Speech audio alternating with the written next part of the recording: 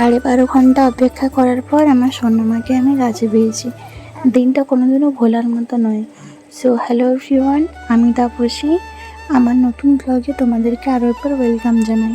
ভিডিওটি আমার কাছে খুবই স্পেশাল, কারণ এই দিন আমি প্রথম মাতৃত্ব অনুভব করি, যেটা আমার মেয়ে আমাকে দিয়েছে।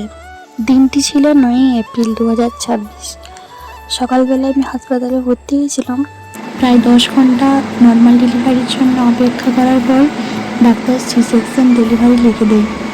এটা ছিল আমার ইনস্ট্যান্ট ডেলিভারি, মানে আমার ডেলিভারি ডেট পেরিয়ে গিয়েছিলো।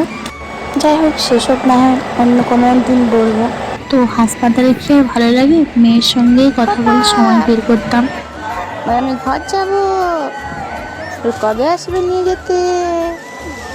বলো বলো, লামাকাল হসপিটালে ভালো লাগছে নি? তো এইভাবে মেয়ের সঙ্গে সময় বের করতাম। আর দেখতে দেখতে আমাদের ছুটির দিনও চলে আসলো। আর যে কথা না বললেই নয়, এই পুরো প্রেগনেন্সি জার্নিতে ডেলিভারির সময় আমি আমার মাকে আমার কাছে পেয়েছি সব সময়। মানে মেয়ে জন্মানো থেকে ছুটি পর্যন্ত মা সবসময় আমার কাছে ছিল। শুধু মা বলবো না, আমার মাসি, আমার শাশুড়ি মা, ওরাও দিনের বেলায় দুজন যেত, আর মা সবসময়ই কাছে ছিল। মানে পুরো রাত জাগা থেকে বাচ্চাকে দুধ খাওয়ানো সব কিছুই মা করেছে। তাই হয়তো বলেছি, মাকে ছাড়া মা হওয়া যায় না। এই কথাটা আমার ক্ষেত্রে পুরোপুরি মিলে গেছে। আমি নিজেকে খুবই ভাগ্যবতী মনে করি যে আমি আমার পুরো প্রেগনেন্সিতে আমার শাশুড়ি মা, আমার মা, আমার মাসির সাপোর্ট পেয়েছি। এরকম খুব কম মেয়েই পায়। তো যাই হোক, আমরা গাড়ি থেকে নেমে নখ টক কেটে স্নান করে তারপর ঘরে ঢুকেছি।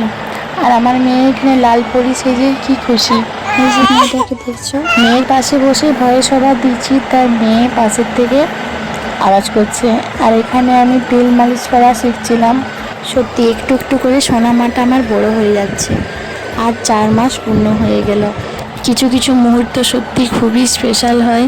তো এই সুন্দর মুহূর্তগুলো আমি সারা জীবন স্মৃতি হিসেবে রেখে দিতে চাই। তোমরা আমার সোনামাকে আশীর্বাদ করো, ও যেন অনেক বড় হয় আর একজন ভালো মনের মানুষ হয়।